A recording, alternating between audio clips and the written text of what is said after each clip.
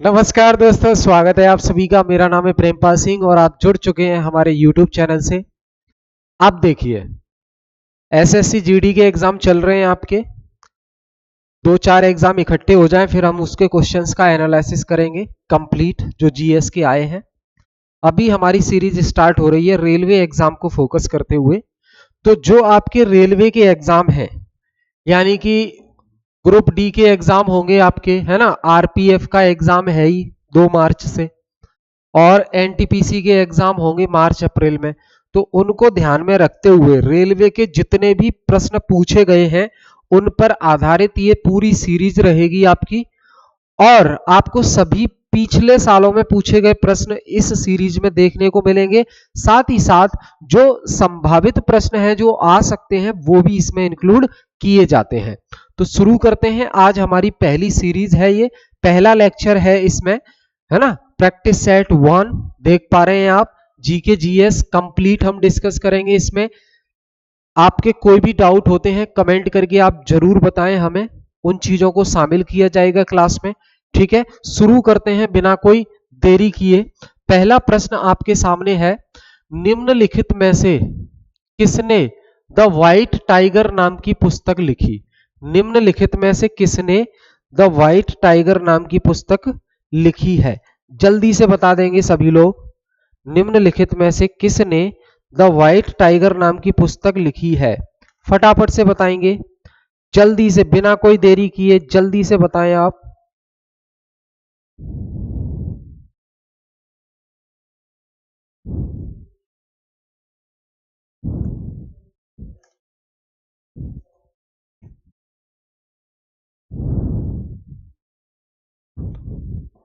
जल्दी से बताएं। तो देखिए, अरुंधति रॉय, राजीव मल्होत्रा, चित्रा दिवाकर और अरविंद अडिगा। तो देखो भाई, अरविंद अडिगा ने ये पुस्तक लिखी है। अरविंद अडिगा ने ये पुस्तक लिखी है, the white tiger. The white tiger नाम की पुस्तक अरविंद अडिगा ने लिखी है। और ये कब लिखी? 2008। और ये पहली पुस्तक है इनकी पहली पुस्तक है ये, ध्यान रखेंगे। और इसको पुरस्कार मिला है मैन बुकर पुरस्कार। कौन सा पुरस्कार मिला है इनको? पुरस्कार कौन सा मिला है? 40वां मैन बुकर पुरस्कार से इन्हें सम्मानित किया गया है। कौन सा? 40वां मैन बुकर पुरस्कार। 40वां मैन बुकर पुरस्कार से इन्हें सम्मानित किया गया है। ठीक है, ध्यान रखेंगे। और ये जो व्यक्ति हैं अरविंद अडिगा, इन्हें अरविंद अडिगा जो व्यक्ति हैं, इन्हें 40वां मैन बुकर पुरस्कार से सम्मानित किया गया है। तो ध्यान रखेंगे, ये जो द व्हाइट टाइगर नाम की किताब है अरविंद अडिगा ने लिखी है, भूलेंगे नहीं, याद रखेंगे। आगे, भारतीय अंतरिक्ष अनुसंधान के संस्थापक कौन है? इसरो। इसरो का फुल फॉर्म होता है दोस्त इंडियन स्पेस रिसर्च ऑर्गेनाइजेशन। क्या? Indian Space Research Organisation. Indian Space Research Organisation के संस्थापक कौन है? फाउंडर कौन है? तो देखिए, Satish Dhawan, doctor Homi J Bhabha, APJ Abdul Kalam या विक्रम साराभाई।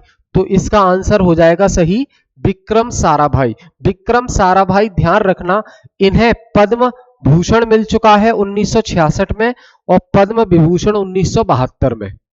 तो 1966 में पद्म भूषण, 1966 में पद्म भूषण और 1972 में पद्म विभूषण। पद्म विभूषण, इस पुरस्कार से ये नवाजे जा चुके हैं। ध्यान रखेंगे, इसरो जो कि इंडिया की स्पेस एजेंसी है, इंडिया की स्पेस एजेंसी है, तो जितने भी स्पेस से रिलेटेड मिशन है भारत के, उन पर काम कौन करता है? इसरो काम करती है। ध्यान रखेंगे। अब संस्थापक तो ये हो गए, अब्दुल कलाम का भी अहम रोल रहा है इसमें, है ना। एपीजे अब्दुल कलाम का अहम रोल रहा है। अगर आपको याद हो तो देखो, पोखरण में परमाणु टेस्ट किया गया था। पोखरण पोखरण में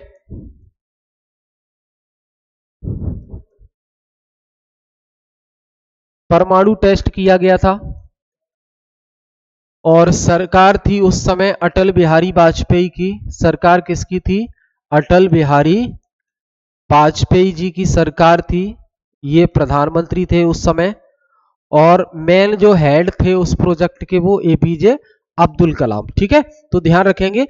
तो इंडिया भी एक न्यूक्लियर कंट्री है, इंडिया के पास भी परमाणु शक्ति है। उसका टेस्ट हमने कब किया? पोखरण में किया हमने। ठीक है, ध्यान रखेंगे। आगे देखें, Which of the following is given the power to enforce fundamental rights by Constitution? निम्नलिखित में से भारतीय संविधान के द्वारा मौलिक अधिकारों को लागू करने की शक्ति, निम्नलिखित में से भारतीय संविधान द्वारा मौलिक अधिकारों को लागू करने की शक्ति किसको दी गई है या किसके पास है? तो ध्यान रखेंगे, ऑल कोर्ट्स इन इंडिया, तो सभी न्यायालय तो नहीं है जिनके पास ये शक्ति है। पार्लियामेंट के पास है? नहीं है। प्रेसिडेंट के पास है? नहीं है। तो ध्यान रखना, सुप्रीम कोर्ट और हाई कोर्ट के पास।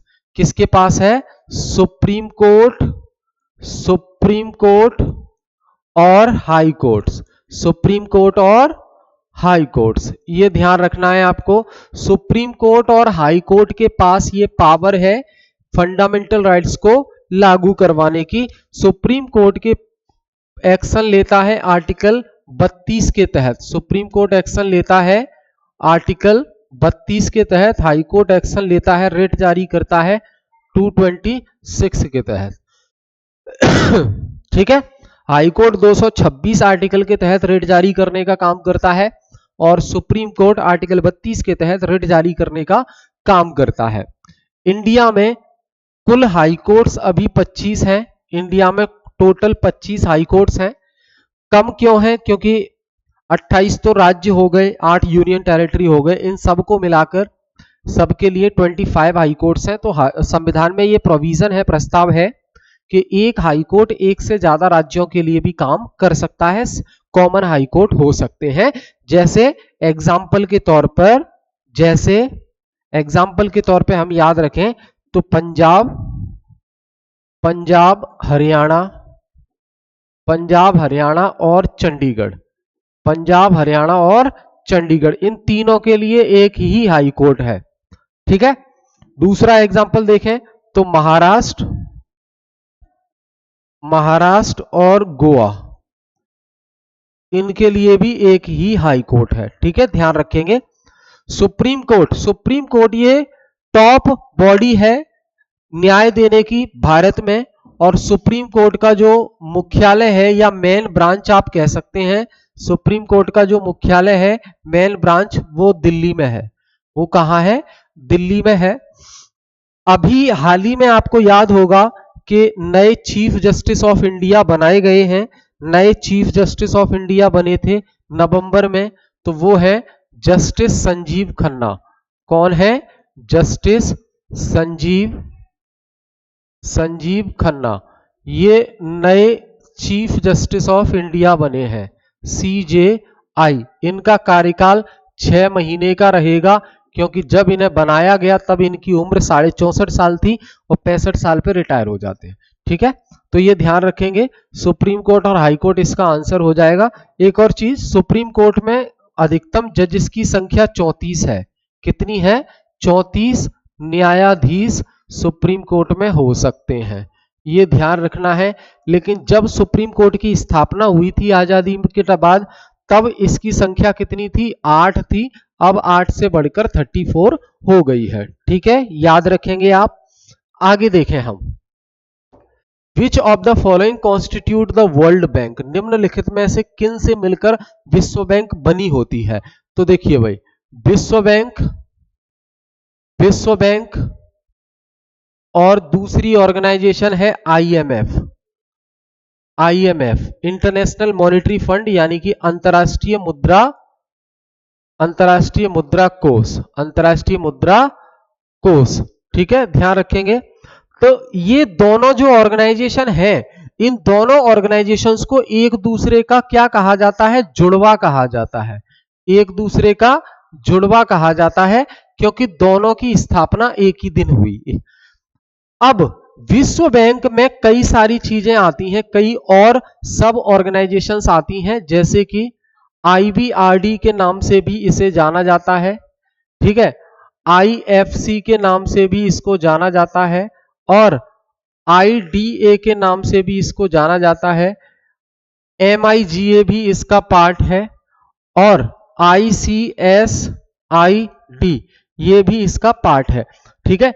तो जो विश्व बैंक समूह है, जो विश्व बैंक समूह की अगर हम बात करें तो विश्व बैंक समूह में ये सब आ जाते हैं, ये सब आ जाते हैं।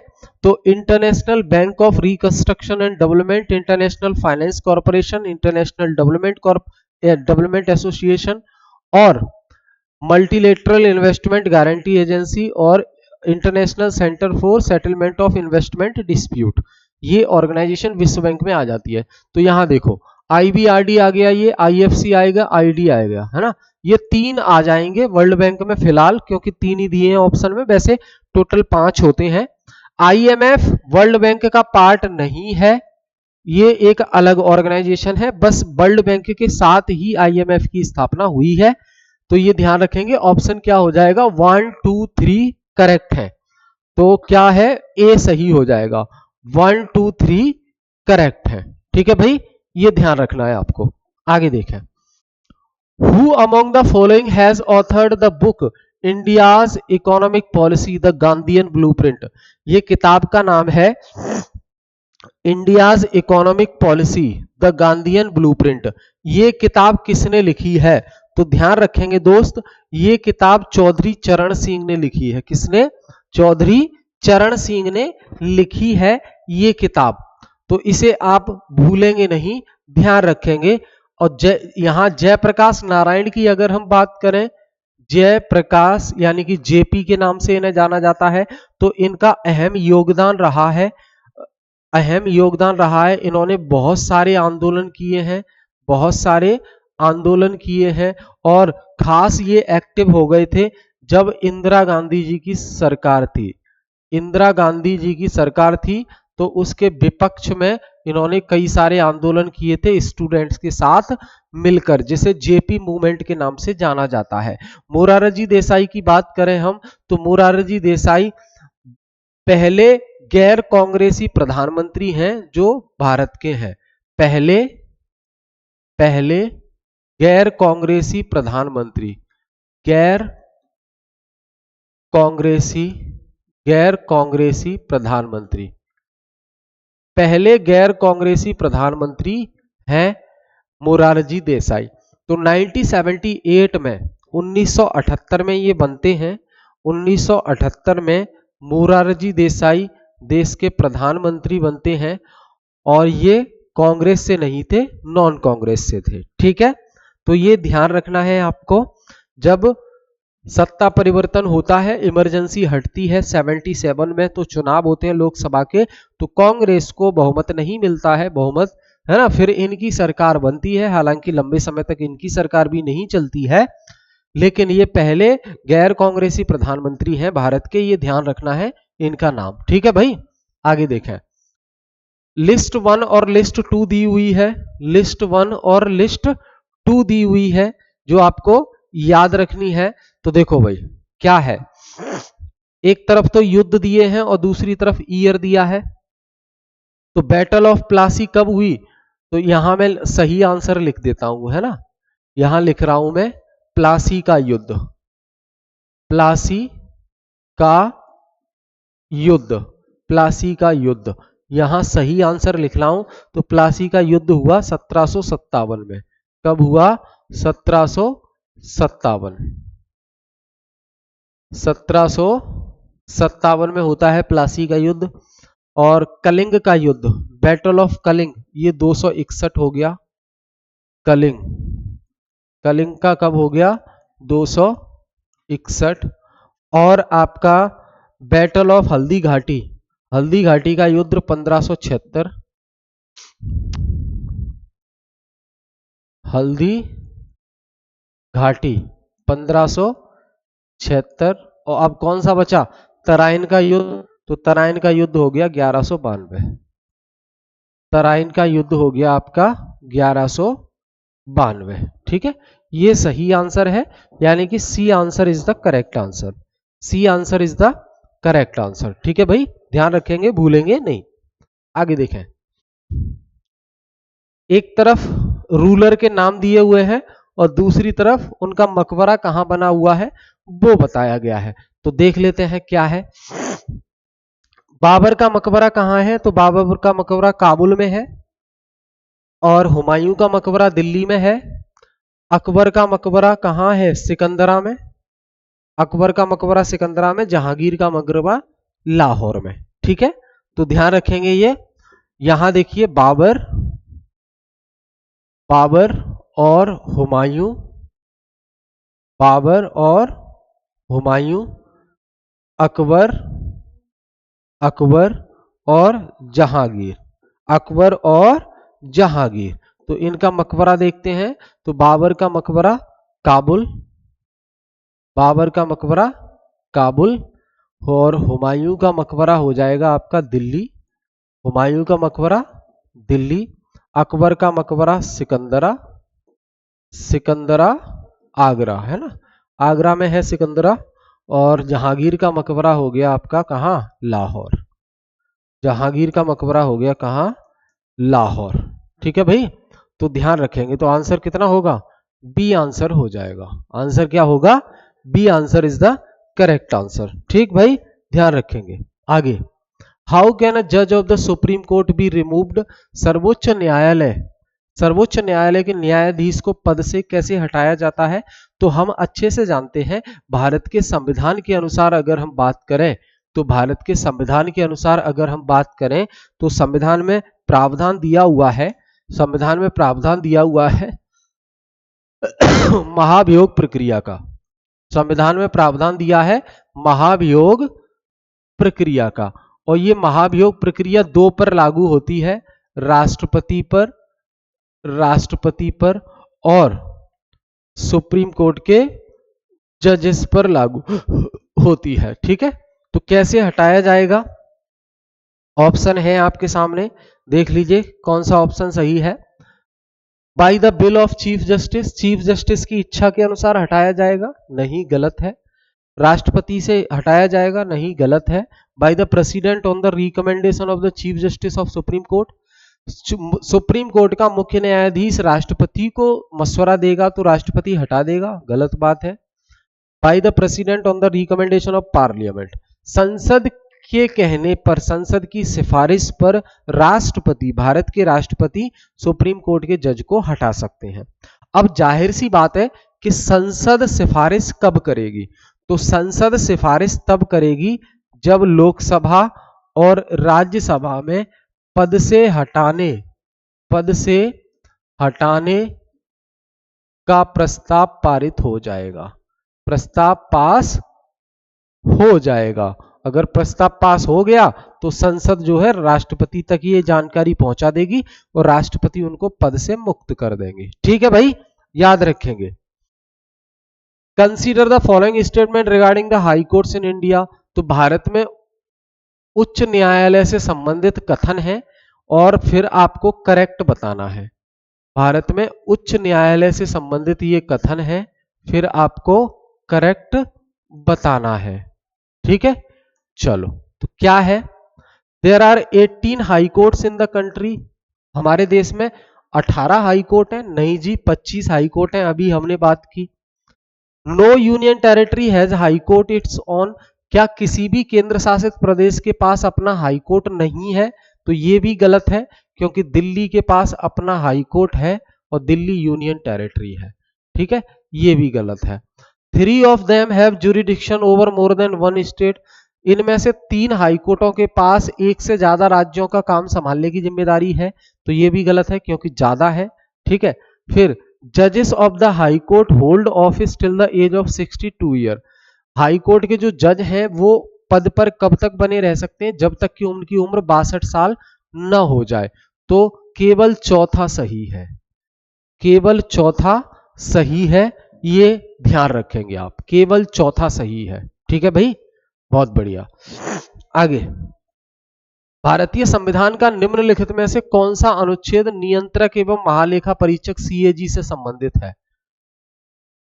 तो ये दोस्त 2023 के रेलवे परीक्षा में पूछा गया है प्रश्न ये वाला। तो हम बात कर रहे हैं यहां सीएजी की, हम बात कर रहे हैं यहां सीएजी की, और सीएजी होता है auditor, controller and auditor general. CAG क्या है? Auditor.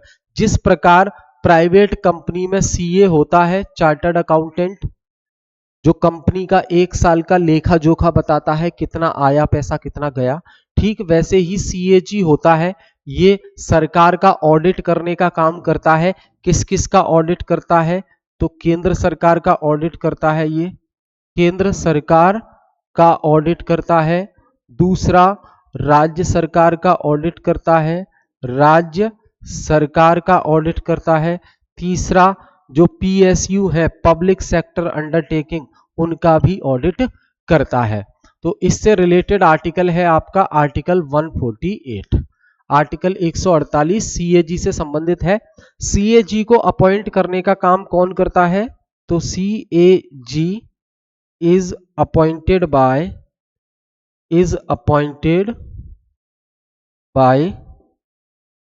President of India. Bharat के राष्ट्रपति सीएजी को नियुक्त करने का काम करते हैं। यही भारत के राष्ट्रपति की कार्यकारी शक्ति होती है, एग्जीक्यूटिव पावर होती है। ठीक है भाई। The first mass movement launched by Mahatma Gandhi, Mahatma Gandhi के द्वारा पहला सबसे बड़ा जन आंदोलन कौन सा लॉन्च किया गया था? कौन सा लॉन्च किया गया था? बताओ भाई। तो नॉन कॉपरेशन मूवमेंट, असहयोग आंदोलन। कौन सा? असहयोग आंदोलन। ये सबसे बड़ा आंदोलन है जो महात्मा गांधी के द्वारा सबसे पहले लॉन्च किया गया था। कब? 1919 से इसकी शुरुआत हो जाती है, 1919 से इसकी शुरुआत हो जाती है और 1922 तक ये आंदोलन चलता है। 1919 से इसकी शुरुआत होती है और कब तक चलता है? 1922 तक चलता है। ठीक है। तो उसी प्रकार ये महात्मा गांधी से संबंधित जो आंदोलन है, महात्मा गांधी से संबंधित जो आंदोलन है वो आपको याद रखने हैं, ध्यान रखेंगे। एक प्रश्न और पूछा जाता है कि साउथ अफ्रीका में महात्मा गांधी के आश्रम का नाम क्या था? तो साउथ अफ्रीका में, दक्षिण अफ्रीका में, कहां पर? दक्षिण अफ्रीका, दक्षिण अफ्रीका में महात्मा गांधी के आश्रम का नाम था टॉल स्टॉय आश्रम, टॉल स्टॉय फार्म, टॉल स्टॉय फार्म आश्रम। ठीक है, ये ध्यान रखना है आपको। ठीक है भाई, बहुत बढ़िया। आगे देखें,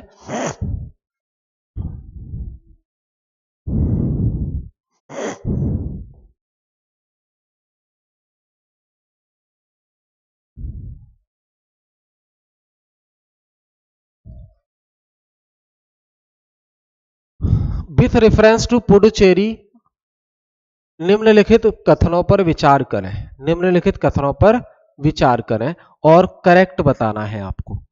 तो first European power to occupy Pondicherry were the Portuguese. क्या पहली यूरोपियन शक्ति पुर्तगाली थी जिसने पौंडुचेरी पर कब्जा किया? पुर्तगाली लोगों ने। तो बिल्कुल सही बात है, पुर्तगालियों ने ही सबसे पहले कब्जा किया, तो पहला सही हो गया। ठीक। दूसरा, the second European power to occupy Pondicherry were the French. नहीं, the English never occupied Pondicherry, ये भी गलत। तो कौन सा सही हो जाएगा? तो 11वें का आंसर हो जाएगा only one is correct, only one is correct. तो ध्यान रखना, ये जो यहां पे पुर्तगाली हैं, पुर्तगाली सबसे पहले आए हैं 1498 में, भारत आते हैं ये, है ना, और जाते भी सबसे लास्ट में है आजादी के बाद 1954, है ना, आजादी के बाद जाते हैं। तो पहले आने वाले व्यक्ति भी पुर्तगाली और सबसे बाद में जाने वाले लोग भी पुर्तगाली, याद रखेंगे। In which of the following places the Dutch establishment their trading centre in India. जो डच लोग थे उन्होंने अपने व्यापारिक केंद्र कहां कहां पर बनाए भारत में? तो देखो नागापट्टनम में भी बनाया, चिंसूरा में बनाया, मछलीपट्टनम में बनाया, सूरत में बनाया, बहरूच में बनाया, आगरा में बनाया, कोचीन में बनाया, अहमदाबाद में बनाया, पटना में बनाया। तो ये डच सेटलमेंट इन सब जगह थे, यानी कि ऑल ऑफ द एबव। अब देखो कौन सा सेटलमेंट कब किया वो यहां देखो एक बार। तो नागापट्टनम में इन्होंने 1658 में फैक्ट्री बनाई, चिंसूरा में 1653 में, मछलीपट्टनम में 1605 में बनाई, और सूरत में 1616 में, आगरा में 1621 में, और कोचीन में 1663 में, और पटना में 1638 में। ये सीक्वेंस आपको याद रखना है, ठीक है भाई। चलो, the last subedar of Bengal who was appointed by Mughal emperor, Mughal emperor के द्वारा बंगाल का अपॉइंट किया हुआ लास्ट सूबेदार कौन था? लास्ट सूबेदार कौन था जो बंगाल में अपॉइंट किया गया? मुर्शिद कुली खान, सरफराज खान, सिराजुद्दौला, अली बर्दी खान, सिराजुद्दीन मोहम्मद खान। बताओ भाई, 4 ऑप्शन, 13वां प्रश्न आपके सामने। तो देखो मुर्शिद कुली खान लास्ट सूबेदार था बंगाल का जो मुगल एम्परर के द्वारा अपॉइंट किया गया। सिराज उद्दौला, सिराज उद्दौला, सिराज उद्दौला जब बंगाल का नवाब था तो इस समय गवर्नर जनरल कौन था? ये कमेंट में आपको बताना है। इस समय गवर्नर जनरल कौन था? कमेंट में बताइए।